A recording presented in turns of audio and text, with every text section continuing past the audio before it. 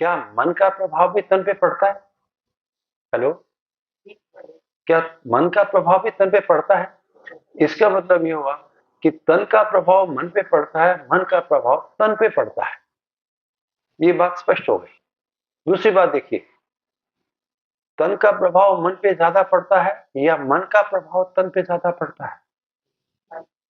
मन का प्रभाव ज्यादा पड़ता है। इसका मतलब ये हुआ कि मुझे तन भी ठीक करना है तो मुझे मन भी ठीक करना पड़ेगा। मेरा मन भी अच्छा होगा तब मेरा तन ठीक हो पाएगा। नहीं तो मेरा मन कुछ किसी भी अवसाद में घिरा हुआ है, किसी भी तकलीफ में है, चिंता में है, डर में है ना, नाराजगी में है, रंज में है, गिले शिकवे में है, मेरा मन अच्छा नहीं है, मेरा शरीर अच्छा नहीं रह पाएगा। तो अपने शरीर को ठीक रखने के लिए ये जरूरी है कि मेरा मन भी अच्छा हो।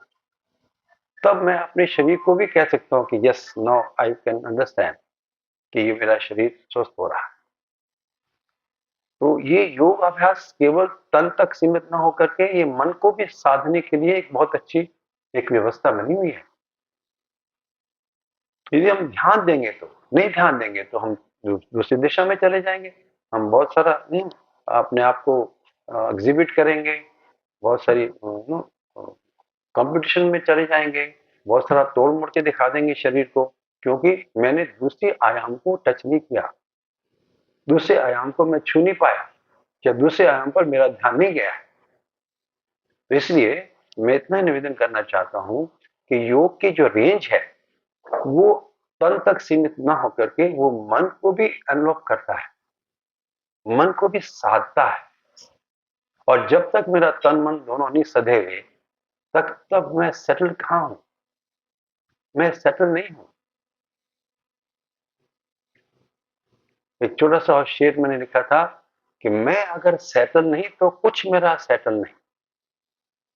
अर्थात मेरा तन सेटल नहीं है या मेरा मन सेटल नहीं है तो मेरा मैं सेटल नहीं हूं।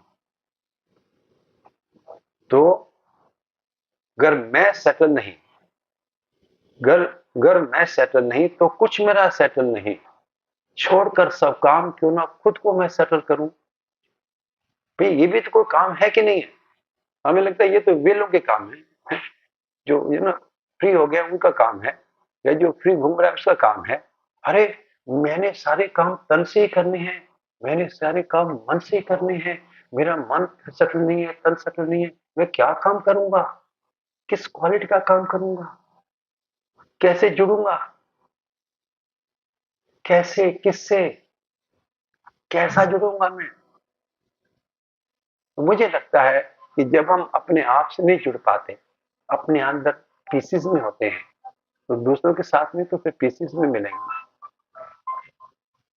दूसरों के साथ में भी तो पीसेस में रहेंगे, टुकड़े टुकड़ों में रहेंगे, हम होलसम तो महसूस नहीं कर पाएंगे। तो मुझे लगता है कि जो आदमी अपने आप में सेटल हो गया वही परिवार में सेटल होने के काबिल है।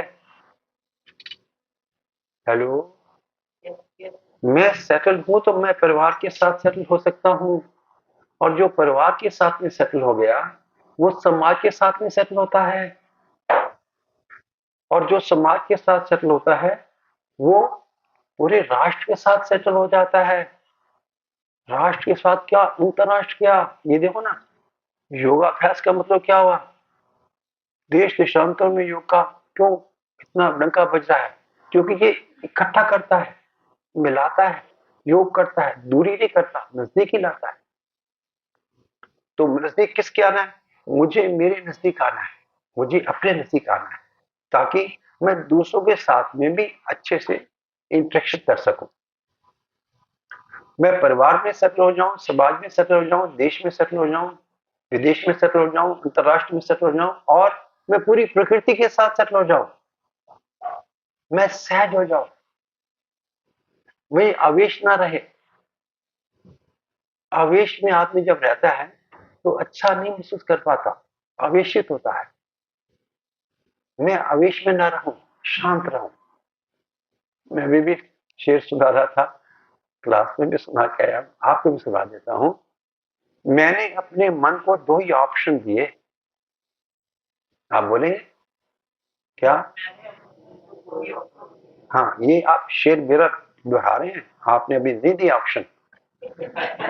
आपने अपने मन को अभी ऑप्शन नहीं दिया है, आपने शेर को दोहराया है। मैंने अपने शेर को दोहराया है, मैंने ऑप्शन भी दी है। तो मैं क्या कहना चाह रहा हूं कि मैंने अपने मन को 2 ही ऑप्शन दिए। खुश ना रह सको तो भैया शांत ही रहो। भाई या तो खुश होकर दिखाओ या फिर शांत होकर, बस तीसरी ऑप्शन मेरे पास नहीं है। और तुम्हें लगता है किसी और के पास है तो उसके पास जाओ, मेरे से बात मत करो। हेलो, ये ठीक है? ये ऑप्शन हम अपने आप को दे सकते हैं।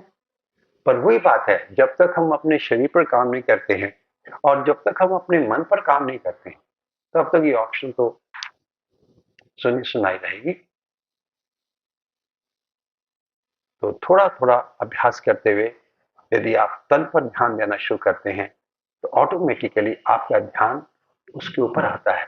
द ब्यूटी ऑफ दिस अभ्यास, the beauty of this exercise is that हम क्रिया शक्ति का करें, क्रिया योग कि हम क्रियाएं करते हैं।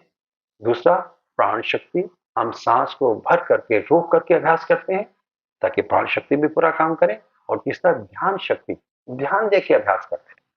इन तीनों की जो त्रिवेणी है, इट्स वंडरफुल थिंग। ये क्या कमाल करती है, ये फिर अपने आप से जुड़ने का एक रास्ता बनाती है। अदरवाइज तो हम बाहर ही रह जाते हैं, है ना। तो अभ्यास करते हैं, किसी की बॉडी बड़ी फ्लेक्सिबल है, इसका थोड़ा उसका मन अच्छा हो गया।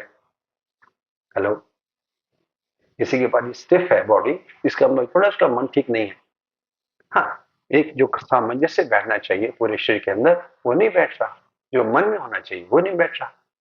तो किस प्रकार से हम आगे बढ़े, कैसे अपने आप को बेहतर करें, मुझे लगता है हम सब होना ही चाहते हैं बेहतर। और ये बहुत ही सिंपल, सरल, सीधा सा रास्ता है और बहुत ही सुरक्षित है। आप अब देखेंगे, मैं काफी समय की पहले की बात है, डॉक्टर प्रवीण भनोट तो भी हमारे साथ नहीं है। उन्होंने और डॉक्टर वोरा ने एक प्रोग्राम बनाया कि बहुत सारे डॉक्टर्स को वहां पर संस्थान में ले आए थे काफी समय पहले। तो उन्होंने कहा जी कि ऐसा है कि और कोई लोग ना हो, सिर्फ डॉक्टर्स ही रहे। मैं डन। तो करीब 40 सिख लोग हमारे वहां संस्थान में हॉल में ऐसे बैठे। तो उन्होंने कहा जी कुछ बातचीत करते हैं। तो बातचीत किए, तो शुरू किया कि थोड़ा सा स्वास्थ्य के बारे में बातचीत करते हैं। तो आप बताइए स्वास्थ्य के बारे में आप क्या कहना चाहते हैं। तो काफी देर तक चुप्पी बनी रही। तो डॉक्टर प्रवीण मनोहर बड़े विनोदी व्यक्ति थे। तो उन्होंने कहा, सर हमें बीमारियों का पता है, उसके इलाज का पता है, स्वास्थ्य क्या होता है ये मत पूछिए, क्योंकि हम स्वस्थ नहीं रह पाते हैं। मैंने कहा कोई बात नहीं, इसको भी आगे देख लेते हैं। तो खूब अच्छी डिस्कशन होती रही। तो बाद में end of the session doctors ने कुछ ने कहा कि कोई ऑथेंटिसिटी है कि इस बीमारी का ये इलाज हो गया है। मैं कहा हाँ जी ऐसा है। कई सारे जो जो इंस्टीट्यूट है वो इस बात को काफी बना रहे हैं, इसके डॉक्यूमेंटेशन भी कर रहे हैं, किसकी तकलीफ थी, कितना ठीक हो गया, कैसा हो रहा है।